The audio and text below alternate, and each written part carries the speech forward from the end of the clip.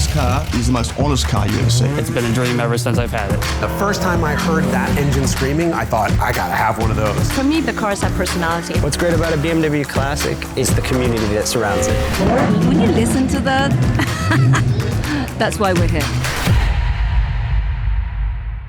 Welcome to Classic Car, the BMW Group Classic Podcast. I'm JP, and today we sit together with the voice of the Concorso, the elegance Villa d'Este, Simon Kidston. Hi, Simon. Morning, Philip, or at least what's left of the voice. When you just entered, you said you're a bit second-handed in a sense. I feel a bit second-hand. It's been, I have to say, this is my favorite, I shouldn't say this, it is my favorite weekend of the year. But at the end of it, you definitely know you've done it. I'm sure. And we have to say it's Monday morning. Last night was the glamorous award ceremony of the Concorso Eleganza Villa d'Este 2024. And we are still at the famous Grand Hotel. Yes. I think we should give a little bit reference with whom we are sitting here and having a nice conversation about the Concours world and about the Concorso Eleganza Villa d'Este. So you grew up in a very... is it fair to say illustrious family of car lovers? It would be flattering to say, but I think not entirely true. I grew up in a farming family, initially in England and then in Italy, just vaguely aware that my father's brother had raced cars at some stage. And there was always one fast-ish car in the garage, and car magazines used to arrive every week. Yes. Christophorus and The Motor. So I think it was like a bit of a guideline already, like a guiding light towards your career, I would say. I would not at all. I had no inclination ever to work in cars. None at all. Where was the wrong turn, or for us the right turn? Probably being unceremoniously ejected from university after not even 1 year for failure to attend, and thinking, oh, I shouldn't say this, oh shit. What am I going to do? But by that stage, I had got more and more into cars, not because of any great family tradition, but because my dad gave me, he said, I'll buy you your first car. And I thought, oh, I'm going to get something cool. But he gave me a sort of used Renault 5, if you guys remember what a Renault 5 is, budget. And I had to stretch that budget, of course, to get something fun. And so there began a massive learning curve, reading all these, not even classic car magazines, second-hand car magazines, to find out what you could get for that price. And I read so much that in the end I learned a fair amount about cars initially through that, just by reading second-hand car magazines. Well, that's the same way for me as well. It was always the classifieds, I browsing through, read all about the text, saw all the prices, finding like a car, I cut them out, put them in the wall of my bed, having like this, okay, I want to have this car in a certain day. And did you ever get the car? 2 of them, yes. Oh, there you go. More successful than me, I didn't. Yeah. But I think we can speak about your cars later. But I think interesting would be for us to understand what was the first car then with the Renault 5 budget. Was it a Renault 5 actually? Come on, definitely not. I mean, nothing against Renault 5s. I mean, the Renault 5 was the coolest I know they're cars. good cars, but I haven't owned one yet. After a lot of ado, and I figured, I've told you this before, I figured you could actually buy, we're talking the mid-80s now, so a long time before the earth cooled, you could actually buy a really old Aston Martin. Now, I never got to the stage of actually going to look at any of these cars. They might have been without wheels and up on bricks and rusting away, but you could buy an old Aston Martin for, say, £4,000, like a DBS from the early 1970s. But as soon as you called up to get an insurance quote, this is before the internet, first of all, there was a long period of hesitation on the line whilst they went away to check with their supervisor. And then when they came back, they sort of said, either the line went dead, or they said, well, yes, sir, this is after you told them how long you'd had a license for, which was basically 1 month. Yes. They said, yes, we'll be able to do that for you, and it'll cost you £15,000 a year to insure it. In which case, at that point, I was the one that hung up the telephone. Yeah. So never got it. Finally found in the back of my local newspaper, because my parents had moved to Italy when I was a kid. So in the back of the Florence newspaper, Alfa Romeo Duetto for sale from a Volvo dealer. Yes. Presumably somebody had part exchanged it for something sensible. And I managed to scratch together enough money to buy a second-hand Alfa Romeo Duetto, red, of course, Alfa Romeo Spider, basically, from 1981. The least desirable one with the American bumpers, fuel injection, speedometer that stopped at 85 miles an hour. But that car was my absolute pride and joy. I have never cleaned a car so much in all my life. I think you must be the tallest duetto driver in all of Italy. with you, maybe. You know, it's amazing what you can squeeze into if you're keen. That's for sure. Besides running your own business and helping building collections and help owners finding super cars for them and very rare cars, business based in Geneva under your name, you also became, as I said at the beginning, the voice of the Villa d'Este. And I think before we jump into this year's event, please explain, what is a concours of elegance? Translated literally, a concours of elegance is a beauty contest or a contest of elegance.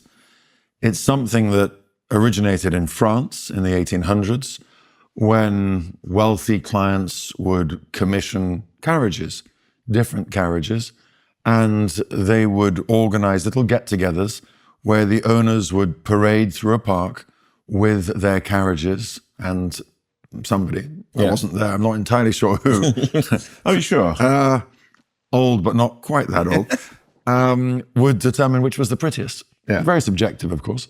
I don't know that you had acceleration tests for horse-drawn carriages, nor indeed any other technical assessments. But in the era of the motor car, so in the early 1900s, this tradition continued. And as the name suggests, Concours d'Elegance, primarily in France, it found its way to Italy. And the first really well-known Concours d'Elegance was here at Villa d'Este in 1929. It's amazing. Concorso d'Elegance, 95 years ago. And it continued on and off, more off than on, interrupted by wars and other events of upheaval, until in the late 1990s, and I think I'm telling this story correctly because it's a while since I've heard it from the horse's mouth, the then president of Villa d'Este was Jean-Marc Drulers, whose family had owned it for many, many years, was greeting a guest at the entrance, and they turned up in a beautiful old French car. I think it was a Delahaye. And they got chatting, and Jean-Marc said, "That's a lovely car. Do you use it often? And what do you do with it?" And he said, "Well, I show it in Concours d'Elegance, and like the one that used to take place at Villa d'Este, as you may be aware." And this got Jean-Marc thinking, and I think he thought, wouldn't it be a nice idea to revive that tradition? And he did so in the 1990s, initially on a very small scale, and then, of course, gradually over a number of years into what you've just witnessed. When was the start for you here? And so what was your first visit at Villa d'Este? When was it? My first visit to Villa d'Este was in 96, October 96. I couldn't afford to stay here. A friend of mine, a dear school friend of mine, was getting married here. Just below where we are now, all the 80 or so seats were laid out in the garden. I stayed in a hotel in town. I remember I was in the middle of doing a big deal, trying to consign the Maserati factory collection of cars for auction in the UK, which is another story that I won't go into now. But that was my first experience of Villa d'Este. Not even driving, walking down the hallowed driveway, looking around and thinking, wow, this is quite cool. This is absolutely something so stunning. It has the World Grand Hotel it puts the Grand in a Grand Hotel. Absolutely. I suppose it's a bit like the way that certain Maseratis, and of course we just have the Maserati class here, really put the Grand in Gran Turismo. I mean, a Golf GTI is great, but it's not a Gran all love Turismo this. in the same sense. So yeah, that was my first ever visit to Villa d'Este, and I was wowed. So like the conférencier, the showmaster, the host, I would say, in a sense. Not the host is not the correct Master phrase. of ceremonies. I guess the Americans might say MC. Yeah, the MC, Yeah. which I mean, every one of you will understand what an MC is. Maybe Drake is an MC, I'm not sure. But we see that later. But so when did this started, and what is your role here? Back in 2000, might have been end of 99, the Italian car historian who was entrusted with choosing the cars. Yeah. And the organization back then was done by Villa d'Este rather than by an outsider, although BMW was already involved as a sponsor. This chap, who I knew pretty well because he was also organizing an event in Genova, where I had taken a stand, said to me, Simon, forgive me for the accent, Simon, would you like to come to Villa d'Este? You know, we do this with this show. There might be a small budget just to, to cover your travel costs. You say a few words about the cars. So I thought, oh, Villa d'Este. I get to go back to Villa d'Este. It's quite cool. And so I said yes. And I remember it took place on 2 days. I think back then, one day was at Villa Olmo nearby. Exactly. The other day was here. Lorenzo Ramacciotti was already involved on the jury, but I don't know if he was yet the president. Carlo Felice Bianchi Anderloni, the former president of Touring, I think was the head of the jury. Some of the judges were personalities who are sadly long gone, people like Paul Frere, Le Mans winning racing driver, man of great culture, journalist, writer, historian. There were a lot of Swiss, German and German entries, I remember that, and a lot of Italians. And a lot of cars of the 20s, 30s, and 40s. Very few cars younger than the 60s, if indeed any. And I remember that first year, the star car was one of the Bugatti Atlantiques. I always say when people ask me how many Bugatti Atlantiques are there, 2.5. This was the half, because it was the car that had been cut in half on a railway crossing in 1955. Exactly, yeah. When the owner was giving his mistress a driving lesson, which turned out not to be a good idea. But anyway, that car, which had been since reconstructed at least once, if not twice, was here. And I remember telling the story and saying very openly, this car has had a hard life. Otherwise, somebody's going to comment on it negatively afterwards. And at the end of the weekend, and I remember it was so cold and rainy, we used to do it back in April then, that one of the BMW drivers had to take me into Como to actually buy a warm coat. And at the end of it, a very nice BMW guy, the guy who was in charge, said to me, would you stay and be on my table this evening? And I said, that's very kind of you, but I've got to get back to the office in Geneva to work tomorrow. And I never saw him again because he and his family died in the Concorde crash a few weeks later. Yeah, it was sad. It's very sad. But that was my first Villa d'Este, and they haven't managed to get rid of me since. I think they are very happy because, if you go to the public day at Villa Erba, right? And I mean, I was in the jury for 7 years, and it was really like, we were good, the cars were good. When you came, there was a big round of applause. I really like that because Italians are very emotional about this. Because for me personally, it is the magic that you switch into languages. So you do it English, French, and Italian. Sadly, not much German except for leider nicht. Yeah, leider nicht. That's a very important phrase you can use all the time. But I would train you for sure. That's no problem. I look forward to it. And I think it's that makes the magic and also the anecdotes. So for those who would never were here to visit, so that means the cars get judged in the garden, and then they do a parade on Saturday in front of the Villa d'Este, and you commenting every car, explain a nice story about the cars. How do you prepare for that? I guess I study harder for that than I did at university, otherwise I might not be here. As you say, the idea is the cars arrive on, in essence, the cars arrive on a Friday. approximately 52 cars are invited from around the world. People can submit their own entries. Those entries are then vetted by a committee, of which I am one of the members. We try to find cars that are interesting, probably rare, but that's not a prerequisite. Yeah.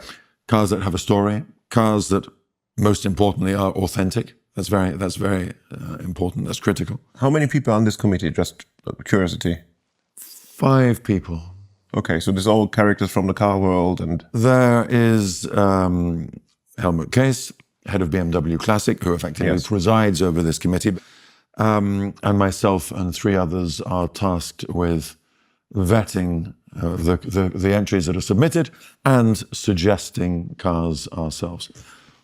I would say that we probably accept 1 in 4 or 5 of the cars that are proposed. Oh, really? We only have space for 52 cars here. Okay. The grounds of the hotel are such that if you want to display the cars properly, not side by side, to have enough space for people to wander around and to appreciate them, that's the number you can accommodate. Plus, of course, the number of rooms in the hotel. Every person who brings a car would like to stay in the hotel. The hotel has obviously a very finite number of rooms. You're not going to have them sleeping on camp beds. So that's your limit, 52, maybe 53 cars. And that's what we had this year, I think 52, because 1 car at the last minute didn't make it. So once all of those cars have been decided, and that happens about 3 to 4 months before the event to give people time to plan their transport, fly, ship, truck, whatever, their cars here. The cars arrive on the Friday. There is a small prelude tour for those that want to do it, to drive their cars on the Thursday. But the bulk of the cars arrive on the Friday. They're checked by the scrutineers, my fellow committee members. I'm there with a pad and paper asking the owners questions. Are there any interesting stories? And often owners don't think these stories are interesting. Well, you probably won't want to know, but, and those are often the best stories. People don't want to hear about, it's got 8 cylinders, it's got 2,996cc. They want to know that it was lost in a poker game. of course. Belonged to a lady who eloped with a millionaire and then was married another 6 times. The human stories. Yeah. That's what cars are all about, because otherwise they just become metal. It's the stories behind of the people that make the cars, that bring the cars alive. Saturday, there is a parade, there's the judging in the morning, and then a parade for the public here at Villa d'Este. Takes place primarily in English because it's a more international crowd. Sunday, the same process is repeated in a different style, more informal, more Italian, more family-oriented, over at Villa about 1 kilometer from here. And then grand finale on Sunday evening, awarding of the main prize, the best of show, BMW Group Trophy, fireworks, champagne, and hangovers the next day. Of course. Hence the voice. Hence the voice. And I think hangovers conversations are always the best. And I think everyone would agree on that one. You keep on getting attached to your expensive cushion. The cushion affair. I think it was also very interesting to see is that there are different prices and like rewards and awards. And there's the Copa d'Oro, which is given on Friday. Yeah. Saturday. Why are you on Friday? On Saturday. So there's the Copa d'Oro given on Saturday. And that's the public referendum prize. So that has nothing to do with this. No, that's completely independent. And it's awarded by the public. Yeah. Every person who comes in gets a voting card. The voting closes just before the parade starts. And the Coppa d'Oro is the traditional trophy that was given here back in 1929 for the first time, so 95 years ago, that is chosen by the public. So it's an important prize. Yeah. It's not awarded by necessarily car experts, as the judges all are. Although I will say that the public here at Villa d'Este and at Villa Erba are inevitably very knowledgeable. You're in Italy. 100%. You're in close proximity to some of the most famous car names in the world, whether they're car builders or coach builders, yes, the companies that would clothe these cars traditionally, many of which, of course, no longer exist in their original forms. But I don't think there's another area in the world, geographically, where you'll find quite as much car knowledge as, let's say, the north of Italy. So you get a very good sense of what, can I call it, car guys and girls? Yeah. What they like. Car people, I think. Car people. But I think, I would say car guys, because these are people who, they may not have grown up with them, and they may be male, they may be female, but they get it. Yes. They get it.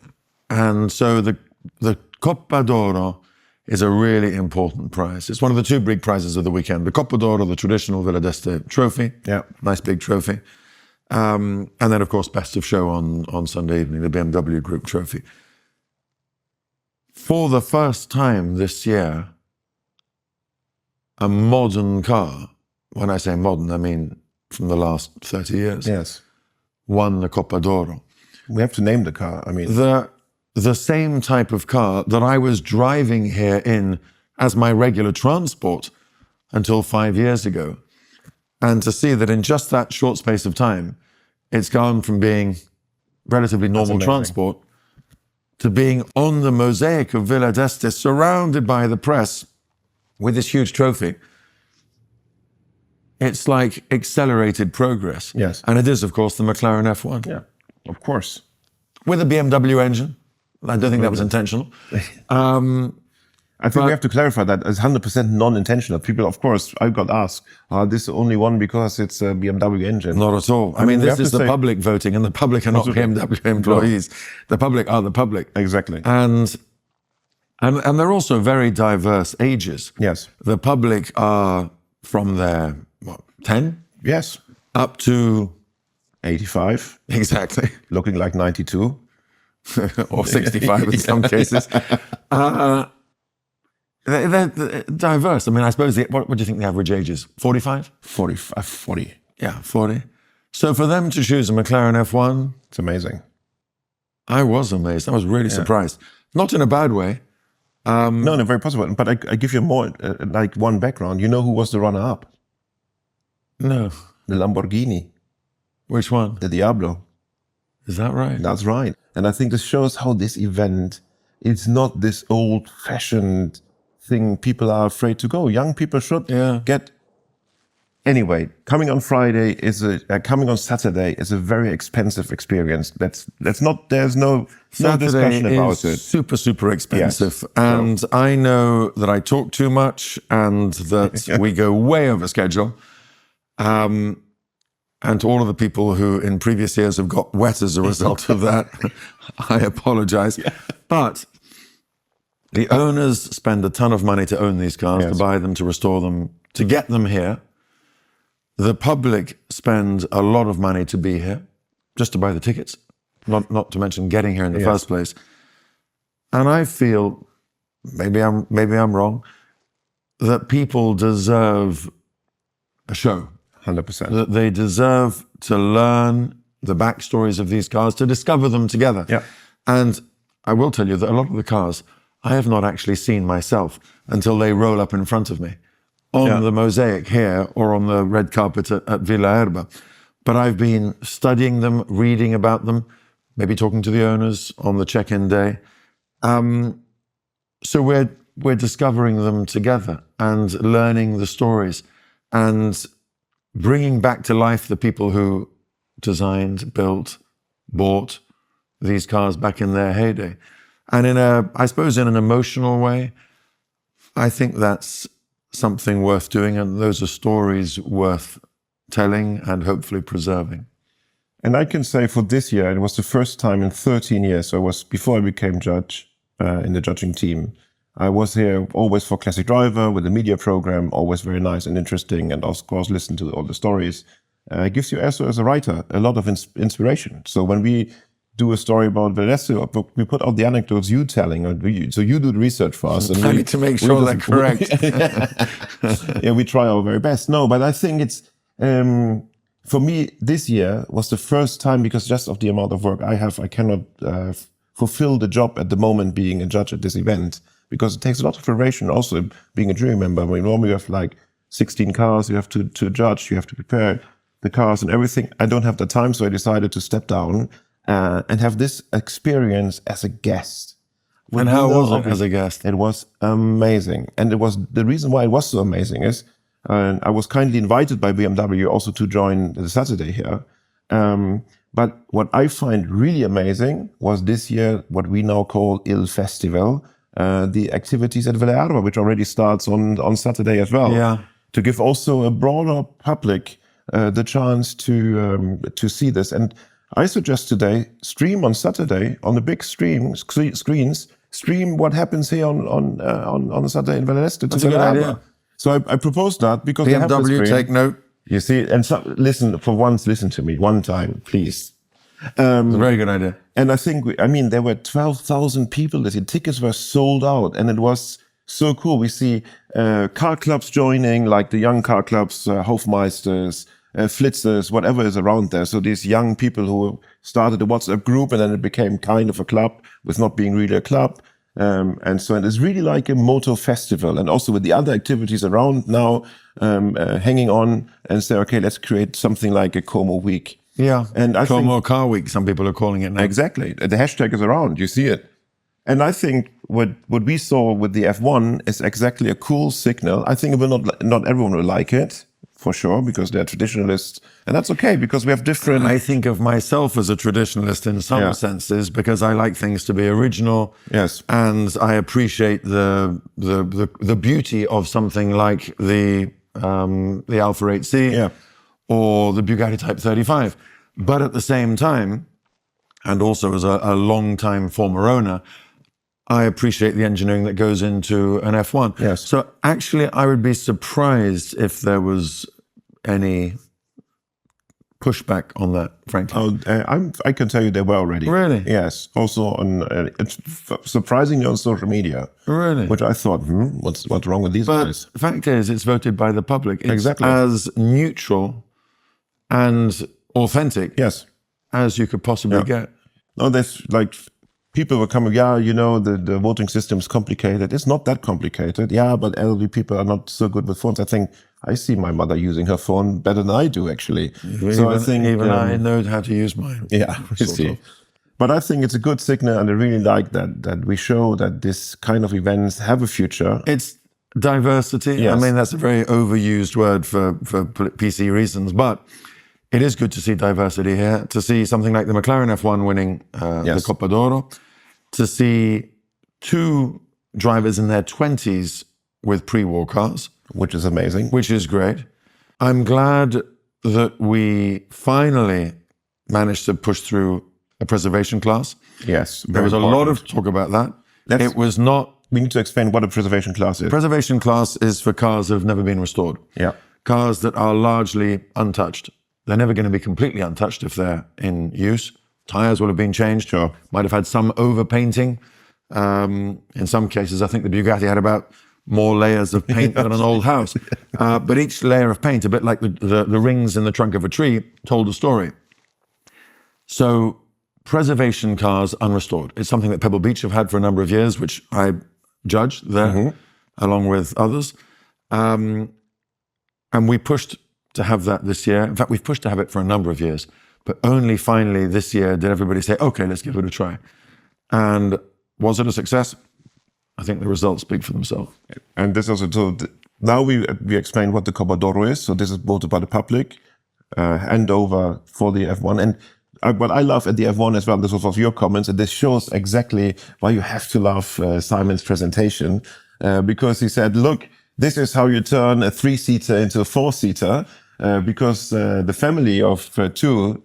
it's actually a 5-seater. A 5-seater, so the family, like father, grandfather, wife. There was the father in the driver's seat, his best friend in the passenger seat, his wife in the other passenger seat, because of course the McLaren F1 has 3 seats in arrow formation. Their daughter, Athena, on the wife's lap. And I said, but hang on, that's 4. Yes. My wife's pregnant. Exactly. And that's that's turning this into a 4-seater. And then Athena drove the car on the lap of her father. And I was told by and had an by him- accident in her nappies. Exactly. And when they were called, they were going to stop and go and change the nappies. But then they were told, "Oh, you've got to go around again to receive another prize." What? Us? Really? Oh, actually, I said, "Oh shit," because literally it was. Then they had to drive all the way around. Yes. And they said, and they get all the prizes and all the photographs, and they said, "It's a good thing you couldn't smell inside that car. They were the longest 20 minutes of our life." But this is what it everyone was does worth to it, you, right? I think. In a It sense. was worth it. Yes, no, 100%. And then we have this prize, which is the best in show or best of show. What is the correct phrase? Because I hear Best so many. of show Yeah. is the I think the traditional. Americans say sometimes best in show. Sometimes I heard that a lot. But anyway, Best of show. best of show sounds better to Say me as it well. the British way. Of course. Best of show, and in this case, to give it its full corporate title, BMW Group Trophy. But Yes. that means best of show, the overall winner. And that's voted by a group That is of voted by the jury, who are 12 experts in car history, design, restoration, all different fields of expertise from around the world, chaired by Lorenzo Ramaciotti, who was the head of Pininfarina, famous Italian design house, for many, many years, and also with 2 observer judges, so that making the 12 up to 14, who are effectively apprentices, Yes. Sometimes. looking to one day become full-time judges. Yes. So you've got a lot of judging power.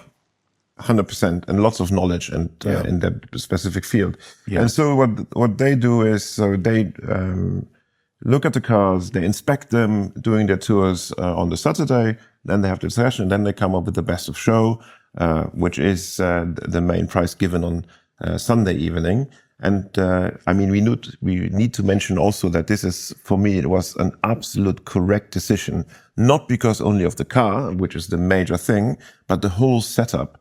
I don't know how old is the driver of that car, I would say. I think he's 26. Yeah, in his 20s, late 20s. And that's amazing. And the car is quadruple old. No, not quadruple, but triple as old as he is. The car is from 1932, I think.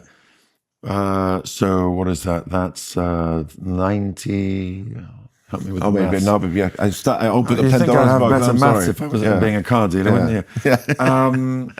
Yes, what is it, 92 years old? 90 years, yeah. And it's driven by a 26-year-old. imagine. So almost, basically almost 4 times as old as the driver. Yes. And again, that shows also, and we've mentioned together with the Bugatti Type 35C that was driven by also a very young driver. 28-year-old. Yes. So here we go. And I that car think is from 1928, so that car is 96 years old. best sounding car in my opinion. Yeah. By the way, there's also a best sounding car award, which I unfortunately could not attend this year. And do you know what won it? No. You'll be surprised. Tell me. Lamborghini Countach. I'm not surprised. Lamborghini Countach, owned by a lady. But I think this is a very worthwhile, good sounding car, and the Sound Award. And I think the Sound Award is just 2 years old. Yeah, exactly. And Jonas Kaufmann, the opera singer, is I think one of the people who helped choose it. And another geeky detail: there are only 2 purple LP400s, so first series, sharp shape, no spoilers, no wings, Countach's ever built. And they were both here. Yes. One was Christine's car that won the Canto del Motore trophy. The other one was my car that I've had for a long time, that I nursed here from Milan with a flat battery on... and the battery's not made in Italy, by the way, before anybody says anything about Italian cars and electrics. Nursed here on Thursday with my suitcase all wrapped up in the passenger seat that looks like a dead body. But I love driving that car. It does sound cool. And again, it's another thing, how I'm you sorry, fit into this. and I should say, by the way, we did have a round of applause, which was quite emotional for me. I almost shed a tear, in tribute to Marcello Gandini, the designer of that car, who, to people of my generation, was the man who invented the supercar. Absolutely. And he perished this March. And what I loved as well is that it was managed to have a celebrational display at Villa Erba with like his greatest designs, which by the way also is a Citroen BX. Yeah, absolutely. So and we shall not forget. So this is so designers, and this is what I really like on car design, automotive design. They are so, can you say, versatile in a sense that multifaceted. Yeah, multifaceted in the sense that they create the most fantastic sports car that we all love, like Countach, whatever it is around there. And then they did it all. He did it all. And he was a humble man. Yes. Elegant, always chain smoking, which probably didn't help. But just a man of elegance and class. Do you remember when we had the Garmisch here? Yes, I did. And he was with the Garmisch. And I mean, big kudos to Adrian van Hooydonk, who, by the way, was also on our podcast. So if you look back, scroll down a little bit in the archive, you'll find this podcast. And we spoke a lot about Gandini as well, because Gandini has been a great source of inspiration for Adrian van Hooydonk. And this, I tell you, I was very like, it's very rare that I shut up, but there I was very quiet. And actually everyone else was when he was speaking. I never saw on the parade such a silence. There was no clinching of glasses, nothing. And he's, like he said, 3 words, but they were on the spot. It's like sort of 3 lines that he would draw, and you wouldn't need any more. I was lucky enough to go and visit him at home on a couple of occasions and interview him. And he was very generous with his time about Muras for the Mura book that we did a few years ago. And we talked about the Countach as well. And he was an excellent recall, softly spoken, humble, and to the point. Absolutely. So he is dearly missed, 100%. Yeah, very much so. Yeah. Very much so. But never forgotten. Absolutely, I agree on this. It can't be. And we celebrate one of his cars in any Villa d'Este, in any circumstances. And that's, by the way, one of the reasons why we wanted to have the Mura, but also an early Countach and also a late Countach, as the bookends of that legend here this year. We wouldn't normally do that, but it felt like the right time to do it in tribute. Simon, we have a surprise element in our podcast. And of course, we started with this element a while ago. And girl jumping out of a cake? No, it's called Pit Stop. That means I will ask you several of this or that questions. Okay. Please answer them as straight from the tongue out into the world as possible. Not think so much. And if you're ready, we are going to start. Andiamo. 3, 2, 1, we go. Alpine White or Brewster Green? Brewster Green. Mint condition or enthusiastically driven? Shabby chic. Mint or enthusiastically driven? Enthusiastically driven every time. Here we go. Driving alone or driving with passengers? Don't think too much. Depends on the car. Driving alone or driving with passengers? I'm German, I don't let you off the hook. Driving alone. Driving or get driven? Definitely driving. Road trip or racetrack? Road trip. Stick shift or pedals? Is that a serious question? I mean, I need to strike this out because that's the answer. Stick. Engine in the front? Sorry, let's give it its proper title. Yes. Manual, please. Of course. Manual. Yeah. Stick. It's okay. We can stick to the stick. Engine in the front or in the back?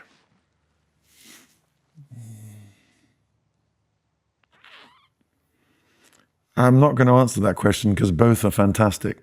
Yeah, okay, you have one. I give you one miss. That's it. You can strike one. I mean, sorry, it's like saying TZ2 or Mura. Yes. 8C Alpha or 250 LM. Yes. Make decisions. It's like choosing between your children. No, you can't. Okay. You can't. Both are equally fantastic. Okay, then I have another one for you. Engine in the front or in the middle? It's the same question. I don't consider really at the back. Left-hand drive or right-hand drive? Left-hand drive. Left-hand drive or center drive? Left-hand drive. Sell or keep? Keep if you can. Buy at auction or buy at a dealership? I mean, buy at a dealership, probably. Goodwood Revival or Festival of Speed? Revival, definitely. Goodwood Revival or Monaco Historic Grand Prix? Goodwood Revival. Monaco Historic GP or Nürburgring Festival? Monaco. Nice, that's it. Why did you reluctant to answer the questions on the drivetrain? Because about the engine positions. Because one of my favorite cars is a Miura. Yes. Another favorite is an F1. Another favorite is a 250 LM.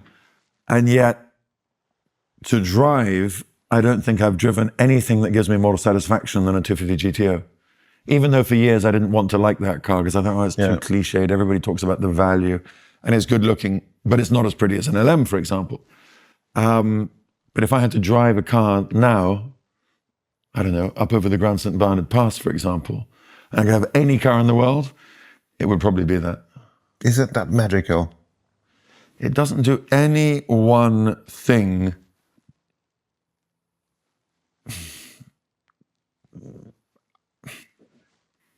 Let me rephrase that. It does everything so well that no one thing stands out, if that's a better way of saying it. The engine twist.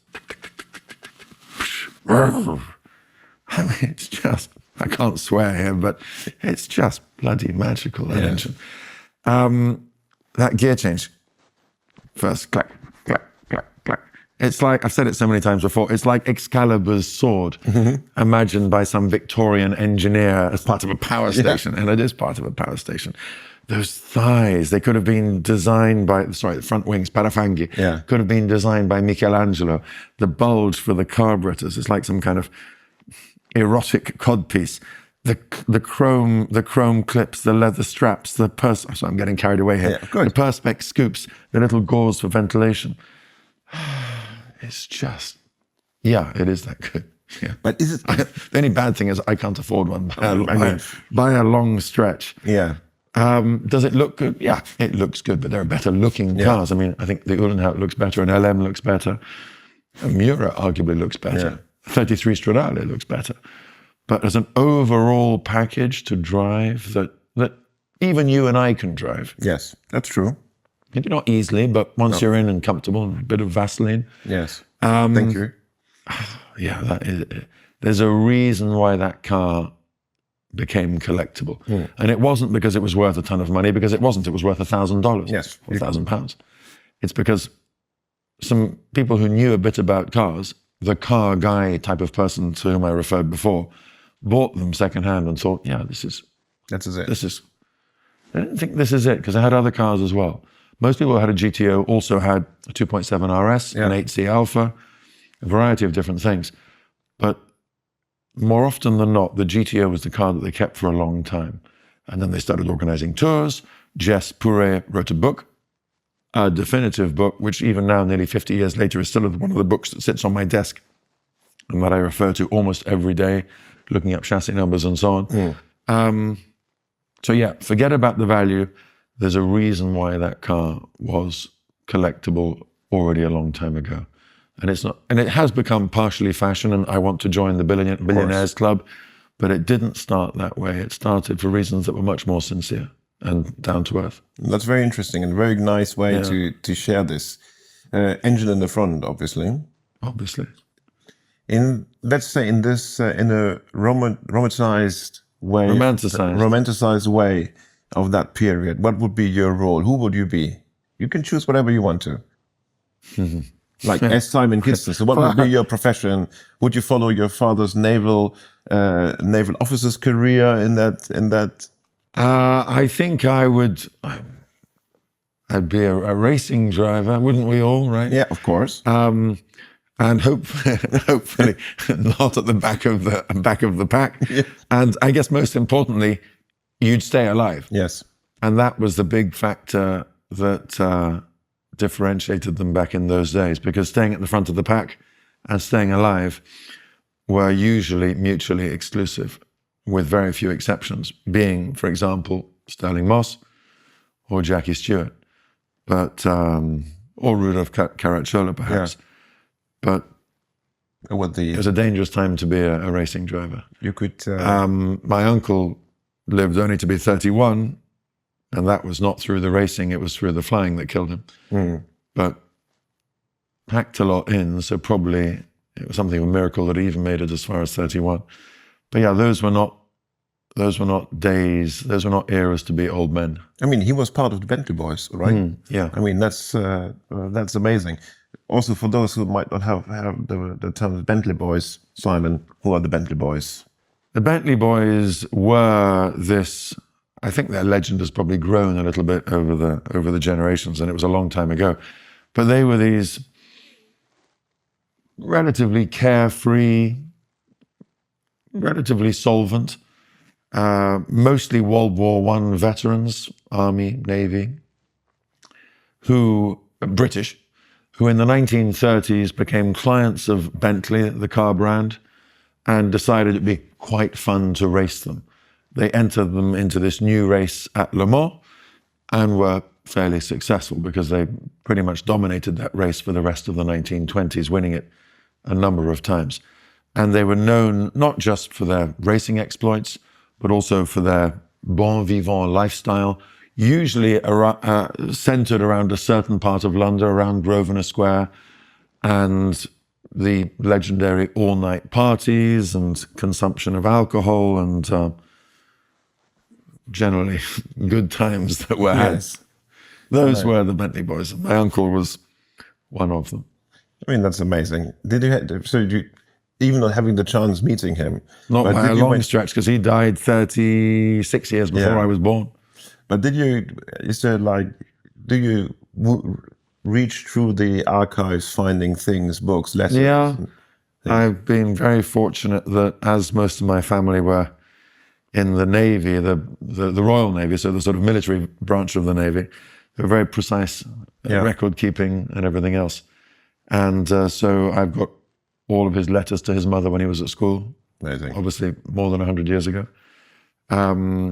Even things like his dressing gowns, beautiful silk dressing gowns with Lieutenant Commander Glenn Kidston from this exotic maker of silk garments that no longer exists in London, Paris, and New York. His racing goggles, stuff like that. Yeah, that's amazing. But I also like is that you see these cars, which were like race cars, right? Driven to the race on their own, driven back in case you don't have an accident. In case you don't, they often did. Quite. Or got split in half like the Bugatti, but not racing, but anyway. One in particular had a pretty hard life. And so I think it's very nice to see also race cars in a Concours event. I mean, they're not the most, in the sense of elegance, elegant cars. Like you remember last year's Le Mans class to celebrate the anniversary of Le Mans. They're not particularly elegant, if in the sense of, okay, you can argue what is elegance. But I think, we can agree that Italian lines in a 250 GTO for a race car, very elegant lines. Yeah. A Ford GT elegant, in a sense. Ford GT40, yes. So, I think if I was really good at my job, I would be able to quote this to perfection, and I can't. But I think it was Ettore Bugatti who said something along the lines of efficiency leads to elegance. And if it looks right, it probably is right. And a good example of that would be the Type 35 that we saw yesterday. Yes. This beautiful pointed tail, which was relatively novel at the time. The multi-spoked alloy wheels, the first car to have those as standard. The horseshoe radiator at the front, which was both efficient for cooling and a nod to Ettore Bugatti's love of all things equestrian. And the side profile of that car, which has become iconic in the 100 years this year since it was created, just looked perfect. And it's been used on so many posters and so many products. Racing cars, generally speaking, although Ettore Bugatti did pay a lot of attention to aesthetics, are not designed with beauty in mind, certainly not as their prime consideration. But so many of them have gone on to achieve immortality, not just because of their racing success or their technical innovation, but also because their beauty is, their visual look is considered to be beautiful largely or partially as a result of the fact that they were successful. In the same way that I think there's an old saying, the difference between madness and genius is a very thin line, only differentiated by the results. True. And I think that same maxim could apply to the aesthetics of racing cars. Last year we had a Le Mans car class to celebrate 100 years of Le Mans. Yes. It was incredibly popular. Some of us on the selecting committee started pushing to have racing cars in Villa d'Este a few years ago now. There was a bit of resistance. Racing cars aren't elegant. This is not the place for them. We had a Formula One class one year. A lot of resistance to that at the time, including, people might get injured. What about stones flying up? And they actually gave goggles to the public so that they wouldn't get sued for hitting somebody in the face with a stone, or maybe breaking the windows of the hotel from the sound. So all of these things have been pushed through at differing stages. And I think more things will be pushed through in years to come. Yes. I wouldn't hold your breath for a hybrid car class anytime soon. Not impossible that there's an electric car class, because let's face it, electric cars go back even more than 100 years. Of course. It won't be an easy class to put together because there aren't that many of them. But expect evolution rather than revolution at Villa d'Este. I've seen a lot of change in the 25 years that I've been involved with it. At the same time, it's taken a long time to get to where we are now. And it's been a question of fine-tuning it a bit every year. Some years have seen more change, others have seen less.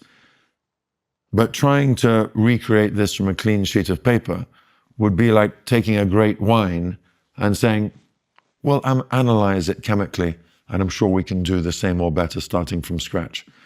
I don't think anybody's yet succeeded in doing that. And I think Villa d'Este has come to be a fine wine that has a slightly different blend every year.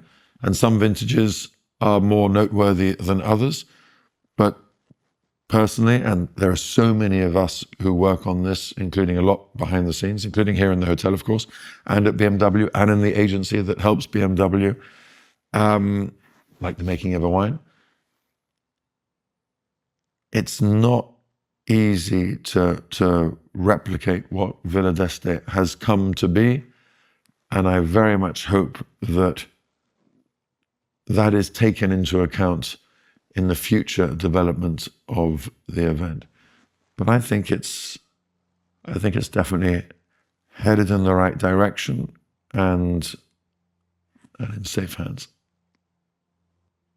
I think we should stop here, actually. I mean, we talked about all the events, the love for the Villa d'Este, for the Concorso d'Eleganza Villa d'Este that we have. And I think that were very nice final words for this conversation. And as you said, let's not make a revolution, make it step by step and in a very good way and good sense to get this event attractive for the next 100 years. And of course, this podcast is only possible with a great team behind it. And so I would like to thank everyone involved. And of course, if you like what you hear and at this time again saw, please give us a follow and subscribe that you never miss one of our episodes. And for those who just tuned in via our podcast channels, try to find us on YouTube and you will see both of us sitting here at the shores of Lake Como talking about cars. Simon, a pleasure. Thank you so much. All the best. Thank you. Thank you very much, Simon.